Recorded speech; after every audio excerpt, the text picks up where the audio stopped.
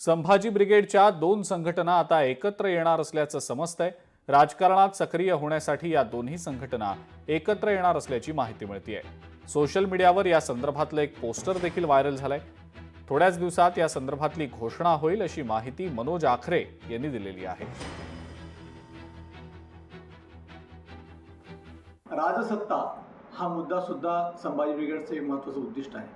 त्यामुळे आमचे ध्येय एक, धोरण एक आणि आमचं ब्रीद आहे 100% समाजकारण आणि 100% राजकारण। समाजकारण हेच राजकारण हे एका नाण्याच्या दोन बाजू आहेत आणि म्हणून आम्ही ही भूमिका घेत महाराष्ट्रामध्ये अतिशय वेगाने काम करत आहोत।